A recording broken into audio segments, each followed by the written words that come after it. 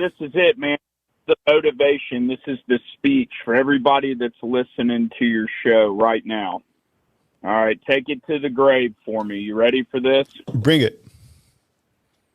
All right, man. So, first thing, Jalen Milroe is going to start.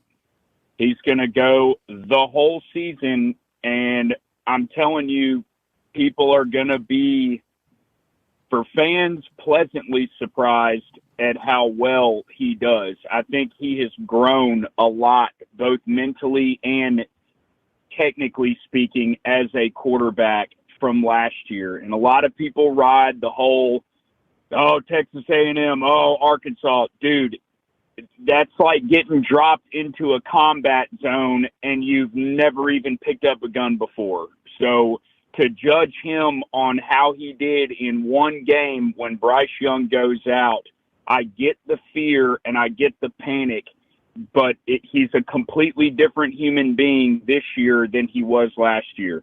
Moving on, if our defense plays to the caliber of the Reuben Fosters, the Ryan Andersons, if they even have that fire in their blood this year and they want it and they headhunt and they just, I mean, man, how many highlights have we seen of just Alabama destroying people in the past on tackling, on punt coverage? I mean, it's incredible to watch. And if we have that attitude this year going into the season, it doesn't matter if our offense has a slow game or there's a couple drops. We're going to destroy souls, and it's going to be fantastic to watch. And I truly think Kevin Steele is just going back to the basics of let's go hurt somebody without getting a penalty. And third thing, here's what's going to happen. Here's the motivation coming up for the season right here. We're going to have MTSU. All right, that's going to be our warm-up. That's to break us in. That's to get everybody settled. Week 2, we're going to Texas, or Texas is coming to us. Kyle, we're gonna blow them back to Austin or wherever the hell they come from. All right, it's going to happen. I'm telling you that it's just there's so much bad blood from last year, and I can just taste it. It's fantastic. LSU, the LSU game is going to keep us humbled and sort of in the right mindset to finish out the year. Yeah, we're going to go play Auburn. I like Hugh Freeze, but I don't think he's going to have it built up just yet. It'll be a good game. It's the Iron Bowl. It always is. All right, and then we're in the playoff. We're going to spank whatever little cupcake team the committee wants to put in there that's, you know, deserving, but everybody knows isn't going to do it. And then because of how soft Georgia's schedule is, Alabama is going to spank them by 30 points. Kyle, love your show, dude.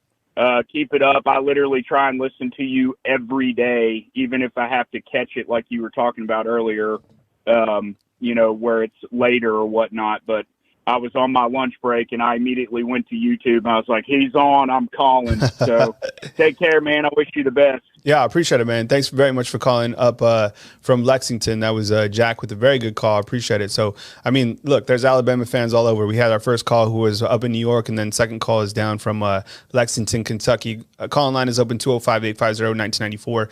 I actually wanted to share with you guys a couple graphics that I made just a little bit ago while I was kind of listening to my own show, honestly, kind of just gauging my feedback. How can I get better? You know, working on the craft. And I came up with some good things that are happening right now for Alabama. Excuse me. And let me bring that to the screen.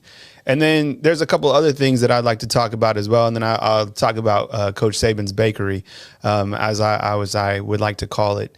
So let me get that graphic for you guys. Where is it? Here we go. Okay. So you guys see that okay? Okay. So this is the good right here, and I will make that full screen. Call line is open. 205-850-1994 is the call line number, and I will minimize that so you guys can see the full graphic. So the good right now for Alabama, going into this pivotal week of fall camp. This is the last week of fall camp before the actual season starts. So label us in 0 week. The good is the defensive tackles. And I've mentioned this a couple times on my last shows. You know, being that Saban is talking about the two plugs, Jaheim Otis and Tim Keenan, really excites me. You have Jameer and Lathan back there as well. As you guys know, if you guys followed the team, Jamil Burrows was dismissed from the team earlier this summer. So you were looking to who are going to be the big bodies. And the transformation that Otis has done on his body, same thing with Tim Keenan, is something I'm going to continue to talk about because it's just really amazing to see these guys and the overall transformation that they have done to get to this point. These guys are high-level players. They're working to be some of the best in the SEC, and I love the fact that Coach Saban has given these guys some notoriety because we talk about the quarterbacks, the running backs, or all these kind of, skill position guys, but it's really in the trenches are where things are won. We can, kind of go back to some of Saban's great defenses. There have always been the plugs or the inside linebackers who have really been the staple of this team. So the offensive depth, I think, is on the rise. Considering, look, Ferguson wasn't with the exact first team this scrimmage, but I think what that's doing is adding depth because Darian Dalcourt is now able to come in and be a guy that you can also spot play. So you have really 6 guys, 7 guys, 8 guys, and you're starting to see Proctor stick in there with the starters. J.C. Latham up to 360 pounds. So Alabama's 2 tackles. One is 360, another's 360, and then you guys got in the middle. Seth McLaughlin, run the damn ball at the center position. Tyler Booker, who's fantastic. That's a really good offensive line. So we're continuing to see that depth. I don't think it's where Coach Saban wants it to be just yet. So you got to have one of these younger guys step up. Is it going to be a Jaden Roberts or Wilcom Formby or one of these other guys that we haven't really talked about that steps up? We've talked about the running backs. You have Jace and you have Roydell, but time and time again, like we continue to hear good things about Jam Miller, which is amazing, right? Because this guy, when I saw him against the Sugar Bowl, against Kansas State in the Sugar Bowl, loved every single thing that he brought. Guy is super, super talented. Really like what he brings to the table. He's a hard runner, runs downhill. And I think we should stop sleeping on him and continue to mention him in that healthy running back room. As I mentioned with JP from New York, who just called in a little bit ago, Jalen Key and Trey Amos, Coach Saban did a great job bringing those guys in. We knew that, or I was curious to see if Jalen Key, how could fit in from UAB coming into Alabama. And I felt that he was going to get on the field faster because considering he played a lot at UAB, honestly. Hey, Lily, I appreciate it. Thank you so much. Really appreciate it for the super chat, man, from Lexington. And, I'll be up there. I'm looking forward to it. So we'll have to get together and you could tell me, a couple spots to hit, even though I might go hit up like the KSR, Kentucky Sports Radio bar just to check it out. I mean, those guys do such a great job, part of the On3 network.